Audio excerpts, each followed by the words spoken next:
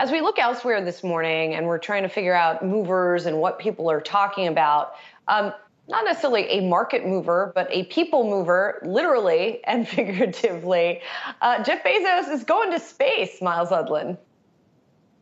Yeah, Bezos announcing today that he and his brother will join the top bidder for the Blue Origin flight to space on July 20th. Now, the significance here to me is that Jeff Bezos' last day as CEO of Amazon is on July 5th.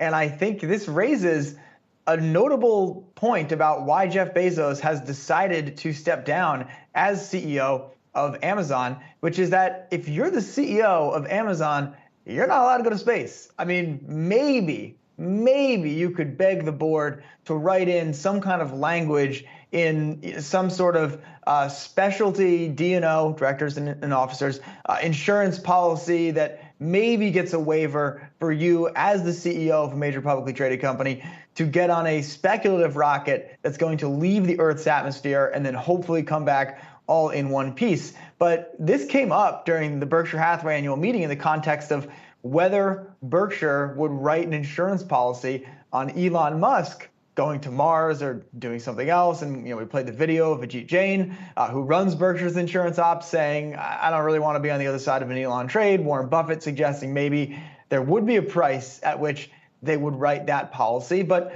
again, Jeff Bezos is a pretty young guy. He's an extremely rich guy. I think tally changes all the time. I think he's still the richest person in the world, maybe second or third, something like that, depending on where Amazon stock goes. But he's got essentially unlimited resources, but like all humans, does not have unlimited time. And, Sazi, there are certainly questions around what Bezos leaving Amazon means for that business. And we've done the whole, what does it mean that Andy Jassy is now stepping in? Where does the direction of the business go? But to me, a big part of the story is that Jeff Bezos has other stuff he wants to do. And we often forget that as the CEO of a public company, you have a pretty limited menu of like crazy rich guy stuff that your board will go let you do, because it's important that you stay alive and stay the CEO of the business, in your free time. Well, it's also still important that he does stay alive because he will continue to be the face of Amazon. And no disrespect to Andy Jassy, I mean, it's still Jeff Bezos you think of when it comes to Amazon. He's still the executive chairman. And let's just be real. I mean, you have the world's richest person going up into space and still being the face of the company he founded. If something should happen, that is just not going to be good for Amazon in the present day or for the next decade and decades after that. Number two, if anything does happen, and it's important to lay these things out, it could set the space program, NASA, Elon Musk's SpaceX, it could set them back many, many years. So this is a big event, and I'm sure there will be more details to come in the coming days.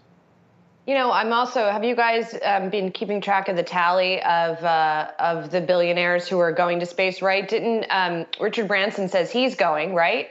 At some point, he says he's flying. Mm-hmm. Musk, though, I mean, is this like the one thing that Elon Musk, who gives no F's about anything else, is this the one thing that the board actually has succeeded in preventing him from doing? Because he hasn't said he's going, right?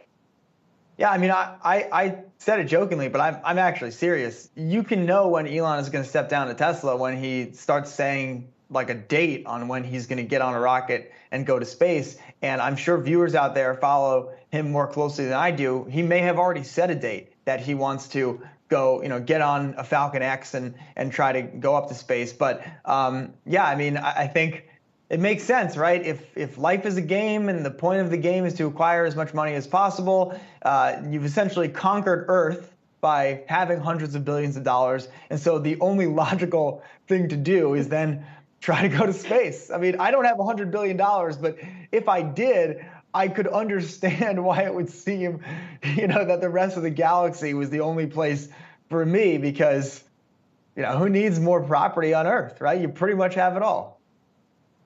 A nice little vacation spot on the moon or Mars. Well, who could put a price on that? This is why none of us are going to have $100 billion. But if we did, this might be the scenario. Sure.